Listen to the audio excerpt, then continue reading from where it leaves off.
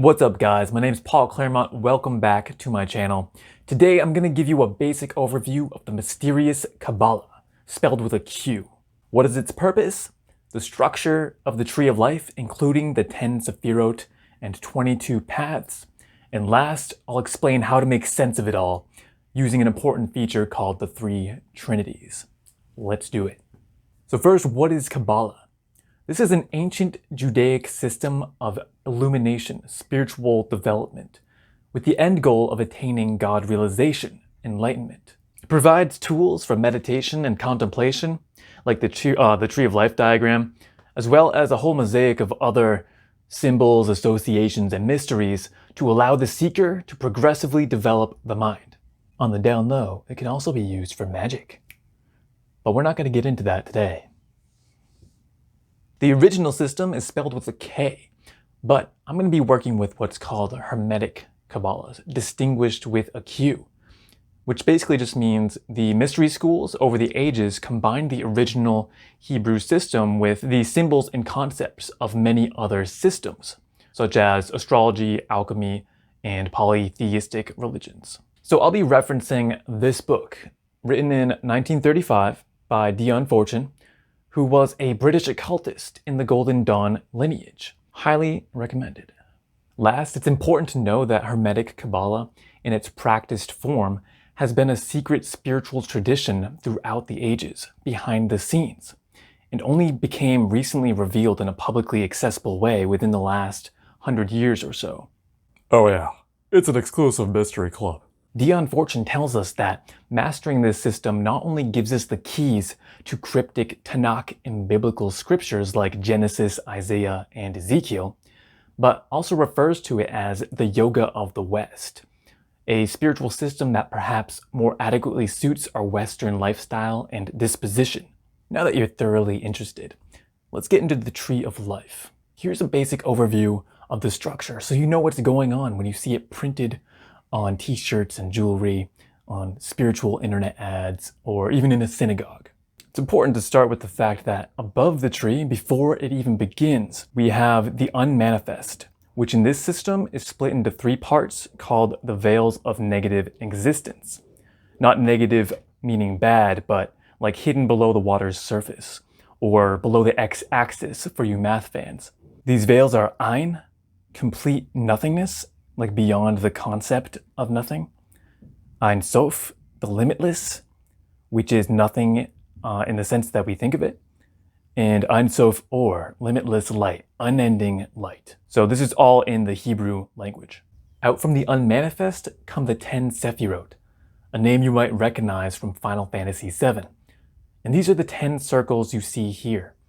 Sephiroth translates as emanations, and together they represent the blueprint of the human mind, body, and spirit when viewed at the microcosmic level, but also depict the universe itself when viewed at the macro level.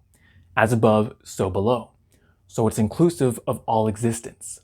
This chart begins with primordial consciousness at Keter, the crown, and progressively evolves following a lightning bolt pattern towards physicality, the body, the world, and all that, down in Malkut, the kingdom. Everything in between are factors of various kinds within the mind and consciousness. The job of the seeker is to evolve their consciousness from mundane, worldly, third density consciousness down in Malkut, all the way back to the crown, where God realization occurs. And this would be like Satori or Nirvana in Buddhism. Each of these 10 forces and factors has its own alternate titles, symbols, deities, and so on, designed to evoke further understanding.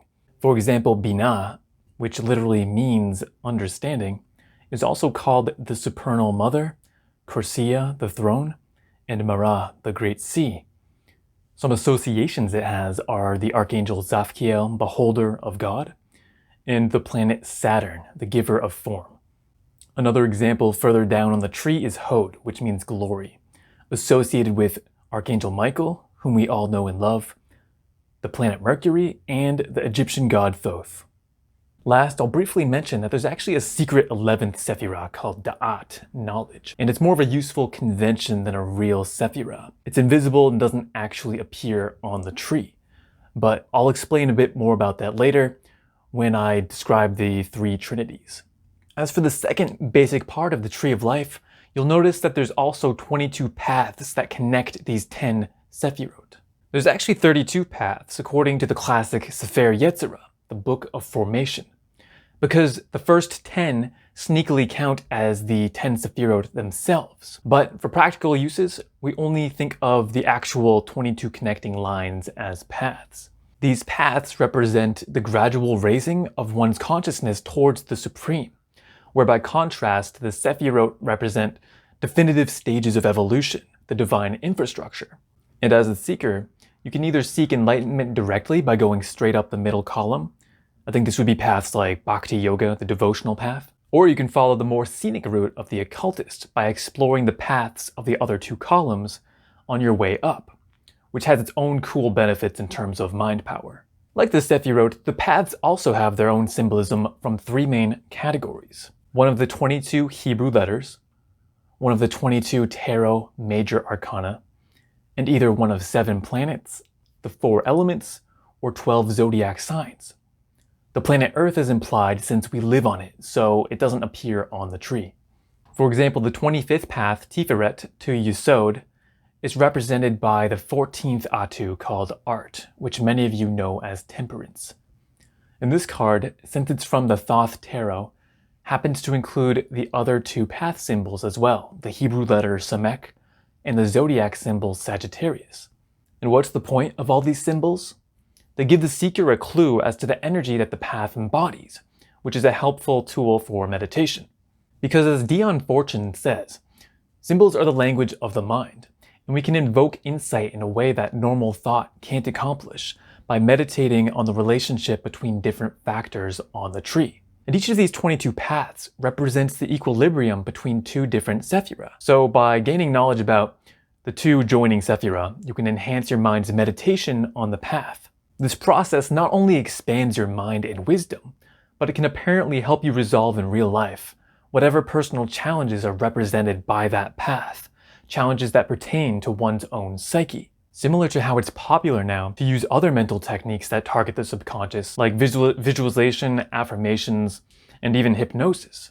We do them because we're pretty sure that they'll help give momentum to our conscious efforts towards attaining whatever goal, and then we see the real results play out. Okay, now I'm going to explain a bit more what's going on with this overall Tree of Life symbol. There's several important ways of organizing these Sephiroth, but the first that you should know is grouping these Sephiroth into 3 triangles or 3 Trinities, called the Supernal Triangle, the Ethical Triangle, and the Astral Triangle.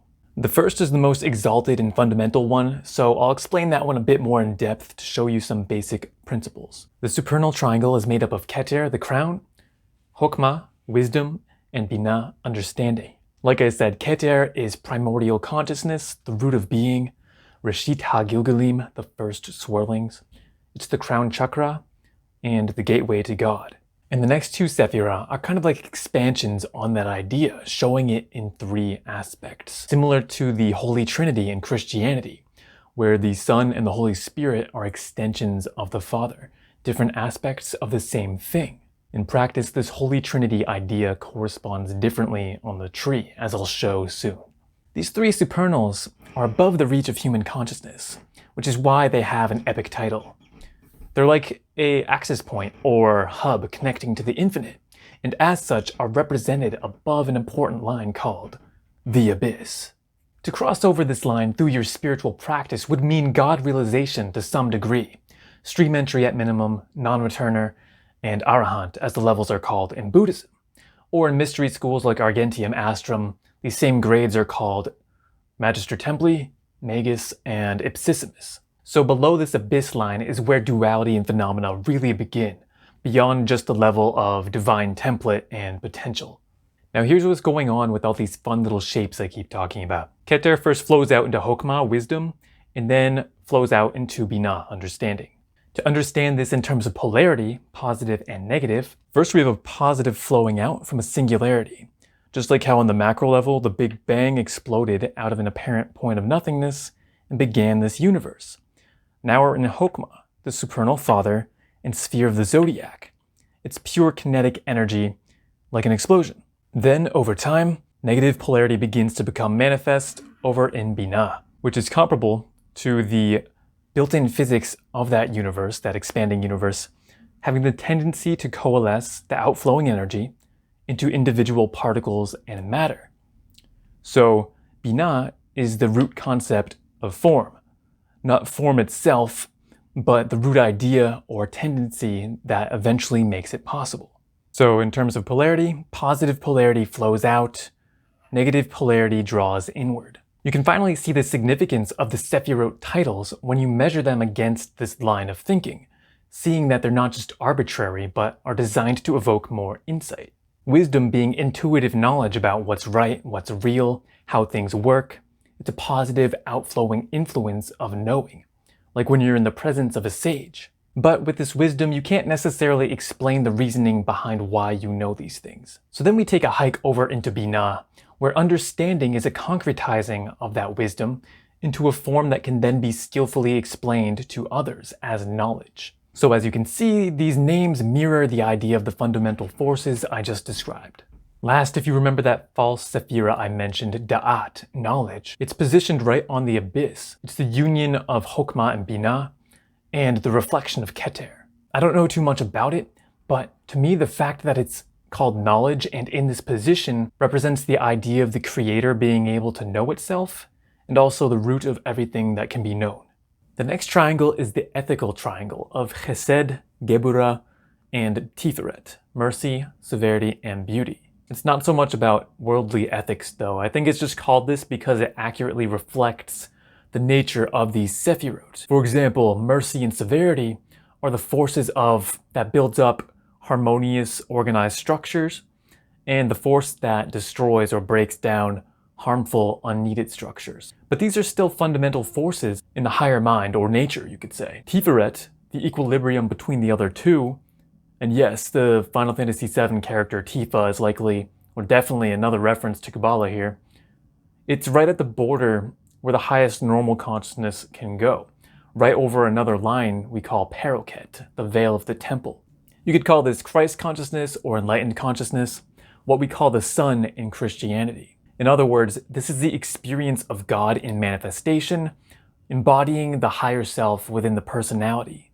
For this reason, I also associate Tiferet with positive samadhi in Zen Buddhism, which is samadhi in the experience of everyday life, and also jhana in Theravada Buddhism. The lowest triangle of Netzach, Hod, and Yesod, victory, glory, and the foundation, is called the magical or astral triangle, encompassing subconscious mind and other subtler mind forces like the force of desire and emotion in Netzach, and the mind's intellectual function in Hod. As the name suggests, this is the plane where form really begins, though at the subtle level of ideas, thought forms, and images. It corresponds to etheric astral matter and is important for use in magical workings. And last, Malkut, the kingdom by itself, not in a triangle, is physicality and normal sensory consciousness, the world made up of the 4 elements. And this is the part of the tree where we finally get to play Frisbee and go to the grocery store. So that's it for my intro video on Kabbalah. There's obviously a lot more going on with this system than what I shared here, so I'll be sure to turn this into a series and release more videos building upon this subject. If you like that idea, let me know by giving this video a thumbs up. And be sure to subscribe to my channel and hit the notifications bell so you can learn more about spiritual topics just like this one. Peace.